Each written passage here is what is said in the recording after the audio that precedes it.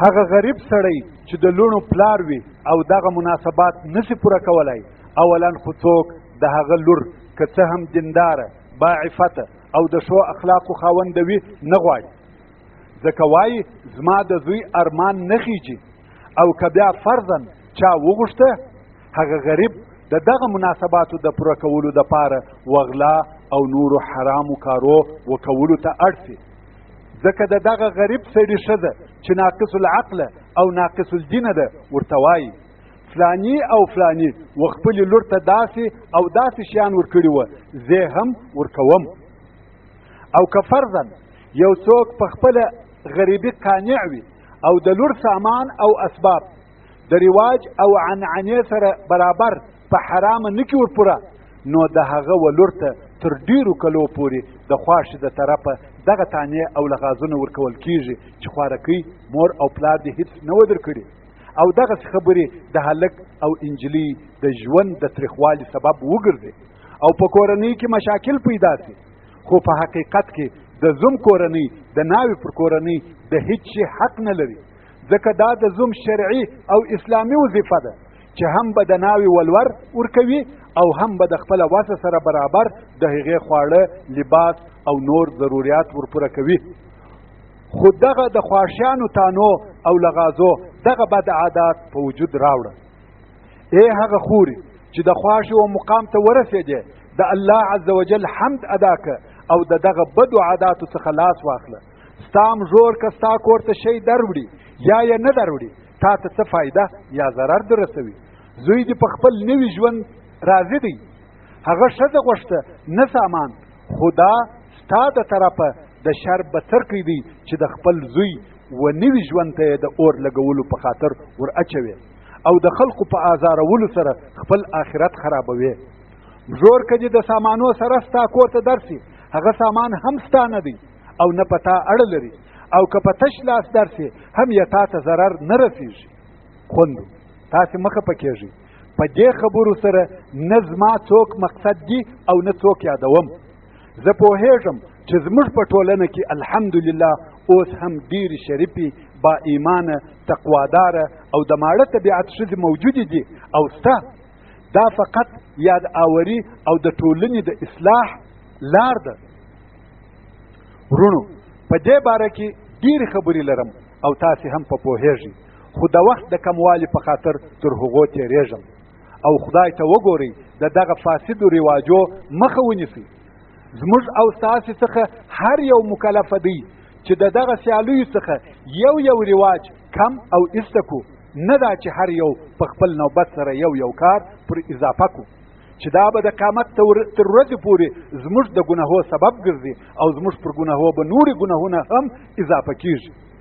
همدارنګه زموږ د رواجو په خاطر د زوم کورنۍ د داسې واده او محفل په جوړولو سره مکلفه ده چې په هغه کې به اسراف، سیالي او د حرامو کارو کول موجود وي، لکه د فلم ډکول، د نر او ښځو اختلاط، په ګران قیمت سره د ساز او سازنده راوستل او بیا په میګرافونو یا لوډ سپیکرو کې د دغه ساز نشرول چې د دغه کارو په واسطه په ودو کې دونه پیسې خرڅېږي چې د هر چا په وسه نه وي پوره.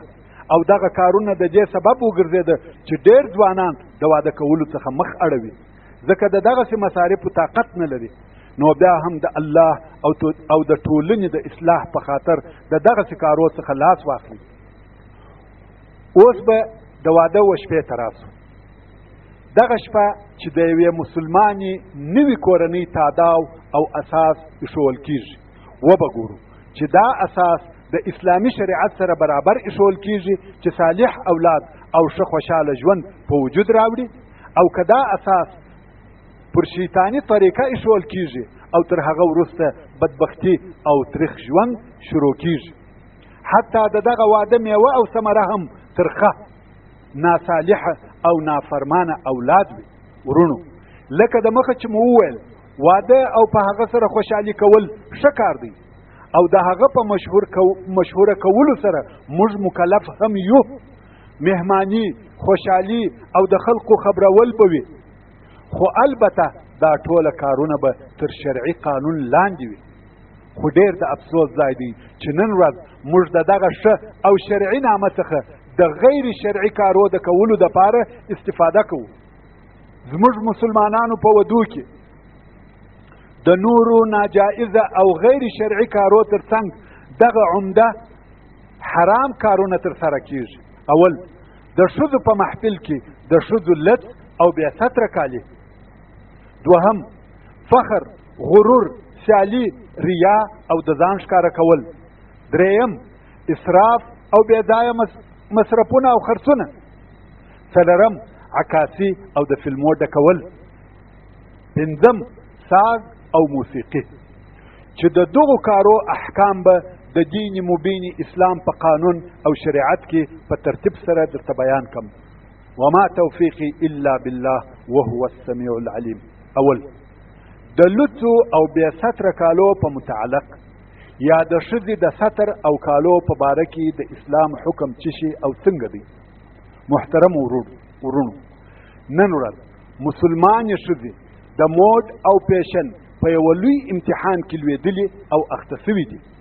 د وریښتانو په قسم قسم رنګولو، د الله عز وجل و خلقت ته په قسم قسم پوډرو او رنګو سره تغییر ورکوي چې په دغه موډ او پیشن کې نه د دین، نه د انساني خلقت، نه د پلرو او نیکګانو د اصطلاحاتو او عاداتو مراعات کیږي. او هغه میرمنې چې دغه کفري او غربي موډ او پیشن په عوض کې د شرعي او اسلامي موروثي او وطني عاداتو مراعات کوي و هغو ته قسم قسم پیغورونه ورکول کیږي او قسم قسم تانې او لغازونه په اورېدل کیږي. ورونو، نن ورځ ځینې مسلمانې ښځې داسې سوي دي چې نه شرقي بلل کیږي نه غربي. د دې د ظاهري لباس په خاطر نه مسلمانه بلل کیږي نه غیر مسلمانه. او عجبه خدا ده چې نر خپل وقار او لباس نه دی پرېښی، حتی په ډیرو سختو ګرمیو کې خپل لباس نه ایسته کوي. که څه هم نر د ګرمیو په موسم کې د خپلو کالو څخه یو څه کم یا کوتاه کې دا د شرع څخه مخالفت نه دی، مګر دغه سړی د خپلې ښځې، خپلې خور یا لور دپاره د هغې تر عزت او وقار تیریږي. د داسې کالو د اغوستلو اجازه ورکوي چې نیم بدن یې پکښې معلومیږي. ای نرانو، ای د مسؤلیت خاوندانو، ولې مو د الله عز وجل دا قول هیر کړی دی چې د سورة النساء په 34 نمبر آیات کې فرمایي الرجال قوامون علی النساء بما فضل الله بعضهم على بعض وبما انفقوا من اموالهم.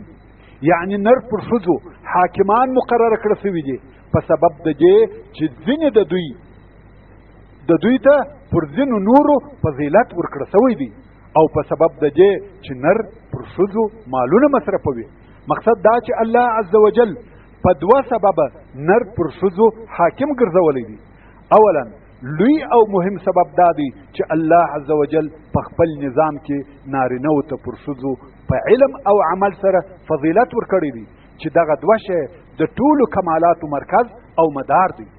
الله عز وجل په عقل، علم، صبر، حلم، پوهه، کلکوالی، ښکار، آذان، اقامت، جمع، جماعت، امامت، خطبه، جمعه، اخترونه، عزت، شرافت، امارت، خلافت، نبوت، وحی، قوت، جهاد، عطاء، سخا، عزم، حزم او نورو داسې شیانو سره و نورو ته پر ښځو فضیلت او لویي ورکړې ده.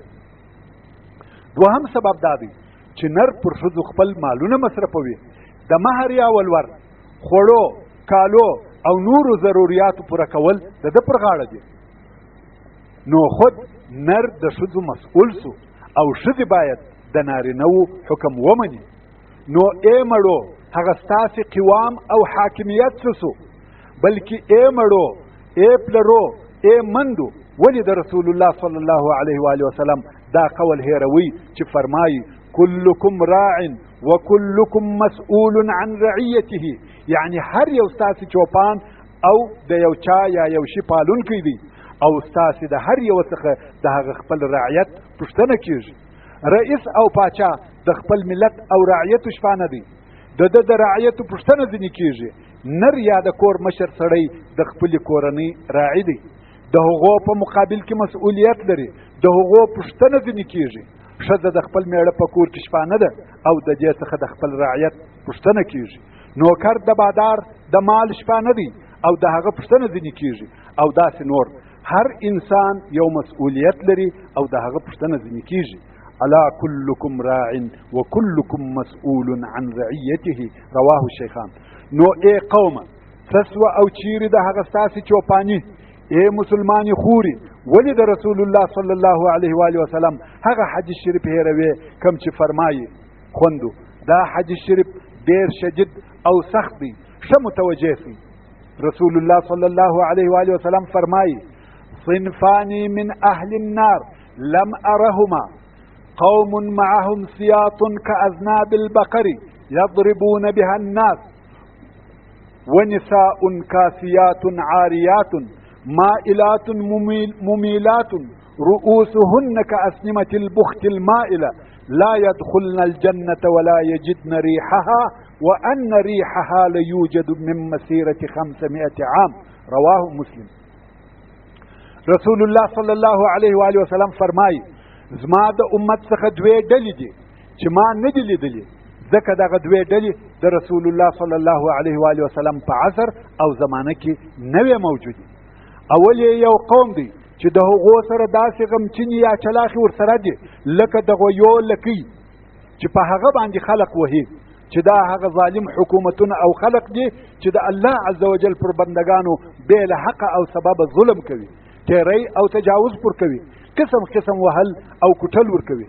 چې دا ډله نه جنت ته داخلېدای سي او نه بوی وررسیږي، او هغه بله ډله چې جنت ته نه داخلېږي او نه بوی وررسیږي. هغه څوک دي؟ هغه نساء کاسیات عاریات، هغه ښځې دي چې کالي یې اغوستي دي او لوڅې دي. مائلات ممیلات، په تګ او رفتار کې کږې وږې دي، او یادا چې دوی خو د حق څخه وګناهو ته مایلې دي، د حق څخه مخ اړونکي دي، او نور خلق هم وګناه ته ورکشوي، نور هم ګمراه کوي. رؤوسهن كأسنمة البخت المائله، او د سر وریښتان به داسې وي لکه د اوښانو کاږه او مایل بوکونه، یعنی وریښتان یې لوړ جوړ کړي وي چې د شاوخوا ته به مایل او کاږه وي. د دغه ښځو وریښتان به دغسې به بر ولاړ وي. سبحان الله. دغسې وریښتان چې د رسول الله صلی الله علیه و آله وسلم په عصر کې بلکې تر ډېره وخته پورې نه وه او د نن ورځې موړ دی. رسول الله صلی الله علیه و آله وسلم دغه راښیي. رسول الله صلی الله علیه و آله وسلم په دغه حال څنګه او د کومه خبر سو؟ ورونو دا د نبوت د اثبات دلیل دی.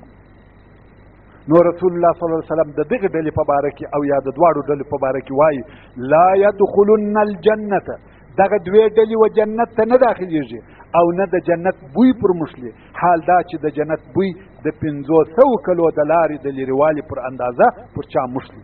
د دې حدیث شریف روایت امام مسلم رحمه الله کوي. سبحان الله. که ته نن ورځ د یو لوی عجیب څخه وغواړې چې د نن ورځې د ښځو د موډ او پیشن حال راته بیان کړه، دا ممکنه نه ده چې پر دغه دقیق قسم په لږو الفاظو کې دي د دوی حال پر دغه جامع قسم درته بیان کړي، لکه څرنګه چې رسول الله صلی الله علیه و آله وسلم بیان کړی دي. د چا په قدرت کې نسته، خو رسول الله صلی الله علیه و آله وسلم لکه د نن ورځې و ښځو ته چې ګوري او د دوی حالات بیانوي. نساء کاسیات عاریات، ښځې دي چې کالي یې اغوستي دي خو لوڅې دي. سبحان الله. نن ورځ موږ د ښځو ټول لباسونه همداسې سوي دي چې په ظاهره په نامه کالي اغوستل سوي دي، اما په حقیقت کې ټوله لوڅې دي، یا ځګرونه لڅ دي، اوږې لڅ دي، زنګنونه لڅ دي، او د کمیس لمن و دواړو طرفو ته غټ غټ چاکونه لري، چې دا هم د رسول الله صلی الله علیه و آله وسلم د معجزو څخه یوه معجزه ده.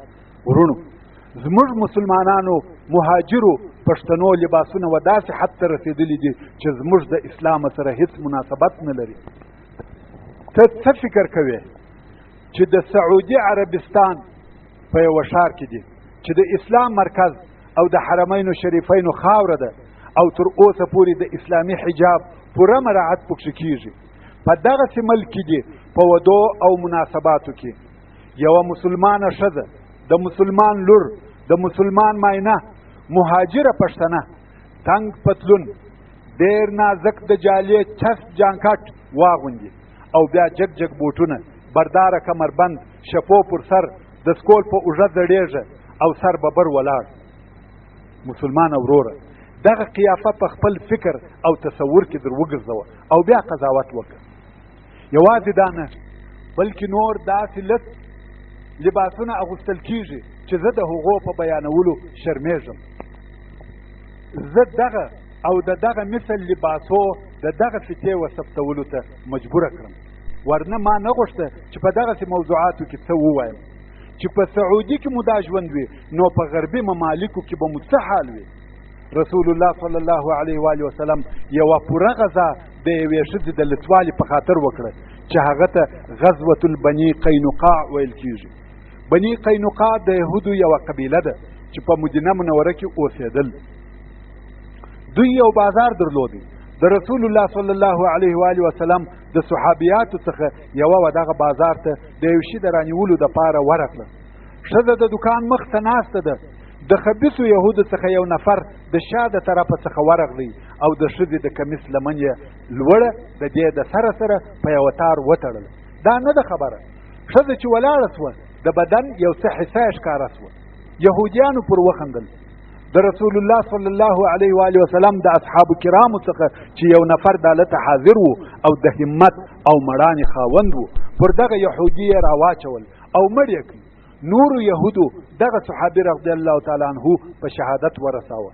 رسول الله صلی الله علیه و آله وسلم د خپل لشکره سره ور ووتی. دغه د بني قینقاع یهود یې محاصره کړه او بیا یې د مدینې منورې څخه وشړل چې په نتیجه کې دغه یهود سره وپاشل سوه، مړه یا در بدره او خاک بسره سوه. دا ولې؟ دا د یوې ښځې د لڅوالي په خاطر. سبحان الله، که دغه صحابه کرامو زموږ د نن ورځې ژوند ولیدي زموږ په باره کې به څه حکم وکړي؟ امام احمد ابن حنبل رحمه الله یوه ورځ په بازار کې رهي و. یوه ښځه د ده د مخه رهي وه. ښځه په خپل لباس او حجاب پټه وه، عادي پر خپله لار تله، خو باد راواولوتی، د ښځې لمن لږ قدر پورته سوه او بجلکه یې ښکاره سوه. امام احمد رحمه الله د ښځې بجلکه ولیده، فقط بجلکه نه نور. نو یې څه وکړه؟ خپله چپنه یې پر مخ وپیچل او ویل دا د فتنو زمانه ده، ولا حول ولا قوة الا بالله. دا یې څه وخت وویل چې د باد په واسطه د ښځې بجلکه ښکاره سوه. که دغه زموږ اوسنۍ زمانه لیدلې وای څه به یې ویلی؟ محترمو ورونو، خپلې ښځې او خپل اولادونه د ټوله محرماتو څخه وساتئ، ځکه دوی ستاسې په غاړه کې امانت دي. نو په امانت کې د خیانت څخه پرهیز وکړئ. الله عز وجل د سورة الانفال په 28 نمبر آیات کې فرمایي: یا ایها الذین آمنوا لا تخونوا الله والرسول وتخونوا اماناتکم وانتم تعلمون. یعنی ای مؤمنانو، د الله جل جلاله سره خیانت مکوئ او د رسول الله صلی الله علیه و آله وسلم سره خیانت مکوئ او په خپلو امانتو کې خیانت مکوئ. حال دا چې تاسې پوهیږئ چې د امانت ساتل واجب دي. ورونو، د الله تعالی او رسول الله صلی الله علیه و آله وسلم سره خیانت دا دی چې د هغو د احکامو څخه مخالفت وسي، په ژبه سره خپل ځان مسلمان بولي او عمل د کفارو کوي. او بیا الله عز وجل د سورة التحریم په 6 نمبر آیات کې فرمایي: یا ایها الذین آمنوا قوا انفسکم واهلیکم نارا وقودها الناس والحجاره. یعنی ای مؤمنانو، خپل ځانونه او خپل کورنۍ د الله عز وجل په اطاعت سره د هغه اور څخه وساتئ چې د هغه اور پیلوځي خلق او ډبرې دي. یعنی د هغه اور د بلولو شیان انسانان او ډبرې دي. او دغه اور څخه ساتنه د الله عز وجل په طاعت او عبادت، تقوا او امر قبلولو سره کیږي. د هغو کارو څخه چې منع کړه سوي یو باید پرهیز وکړو، و خپل اهل او اولادو ته باید اسلامي تعلیمات وروښیو. په قول او عمل کې د هغو تربیه باید پر خیر او حق لار وکړو، ځکه موږ او تاسې د الله عز وجل په حضور د هغو مسؤل یو او د هغو پوښتنه راڅخه کیږي. رسول الله صلی الله علیه و آله وسلم په حدیث متفق علیه کې فرمایي: کلکم راع وکلکم مسؤول عن رعیته. یعنی هر یو ستاسې چوپان او پالونکی دی او ستاسې د هر یو څخه د هغه د رعیت پوښتنه کیږي. ورونو، د الله عز وجل په معصیت او نافرمانی کې د خپلو ښځو او اولادو خواهشات مه قبلوئ، اطاعت یې مه کوئ. ایا هغه کسان نه دي هلاک سوي چې په غیر شرعي امورو کې د خپلو ښځو اطاعت کاوه او د هغو غیر شرعي خواهشات یې ورپوره کول؟ ټول تلونکي یو د دې دنیا څخه او پوښتنه زموږ او ستاسې څخه کیږي. الله عز وجل د سورة التغابن په 14 نمبر آیات کې فرمایي: یا ایها الذین آمنوا ان من ازواجکم واولادکم عدوا لکم فاحذروهم. یعنی ای مؤمنانو، بېشکه چې ځینې ستاسې د ښځو او ځینې ستاسې د اولادو ستاسې دښمنان دي، نو تاسې د دوی څخه ځان ساتئ. یعنی د الله عز وجل د حکم په مقابل کې د هغو لحاظ مه کوئ.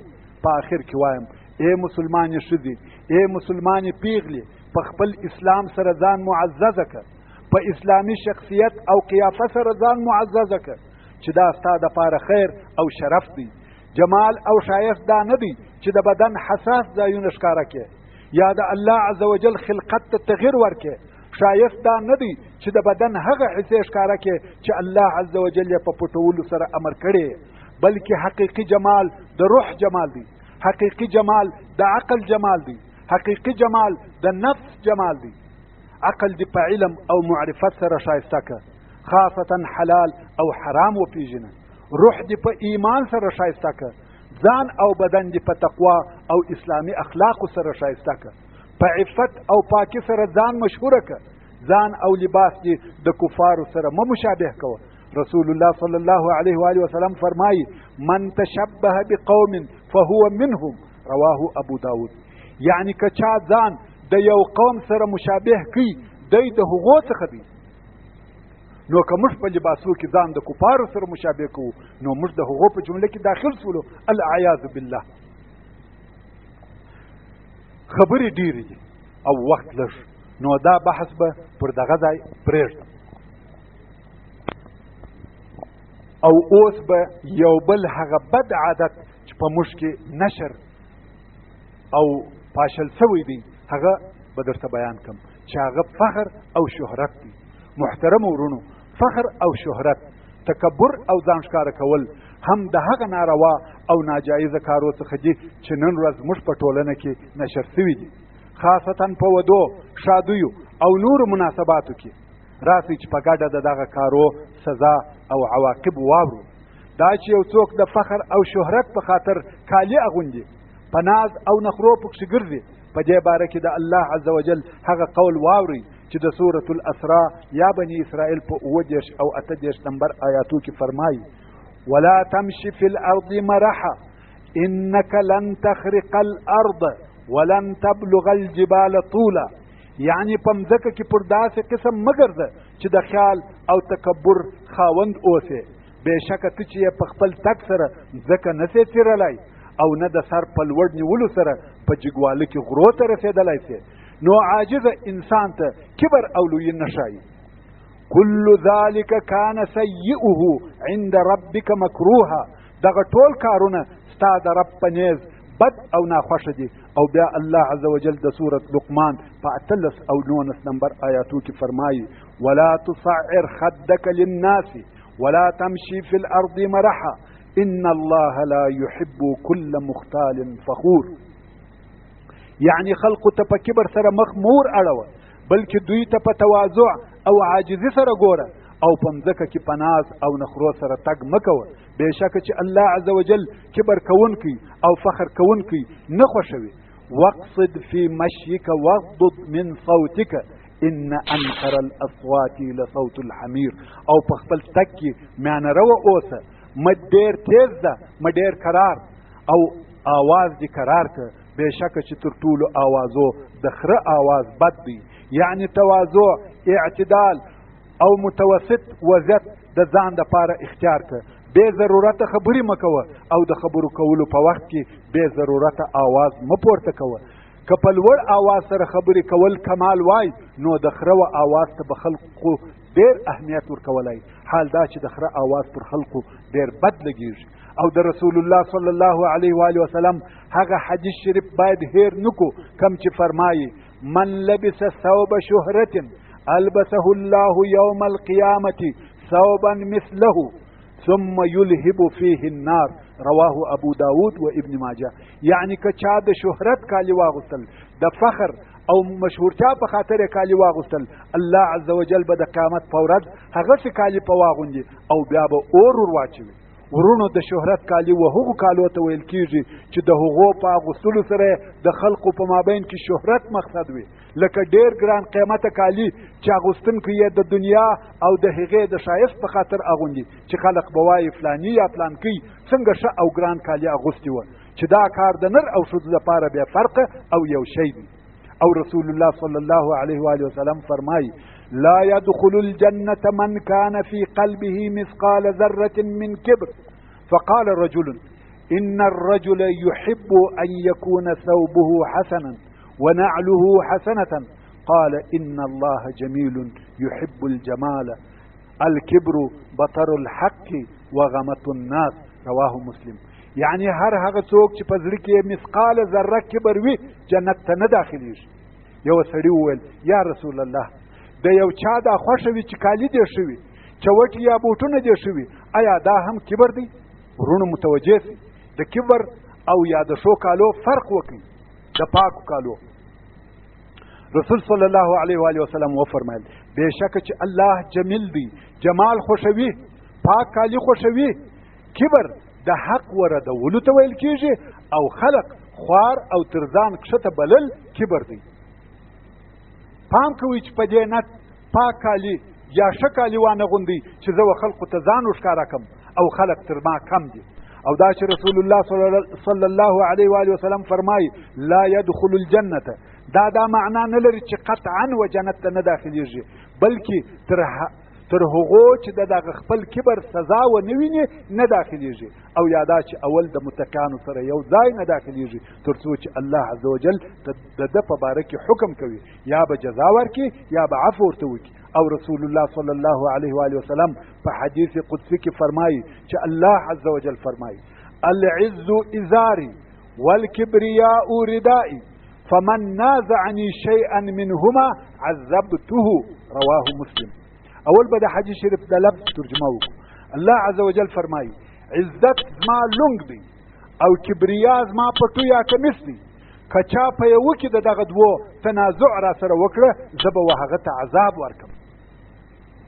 یعنی عزت او کبریا دواړه په ما پورې اړه لري، بل څوک په هغه کې اشتراک نه را سره کوي، چې وکړي هغه ته جزا ورکوم. ورونو الله عز وجل نه لباس لري او نه لباس ته ضرورت لري، خو څرنګه چې د یو چا لباس یوازې د هغه دپاره وي او بل څوک په هغه کې ګډون او اشتراک نشي ورسره کولی، نو الله عز وجل دغه عزت او کبریا د مثال پر ډول د خپل ځان دپاره د لباس په نامه سره یاد کړه.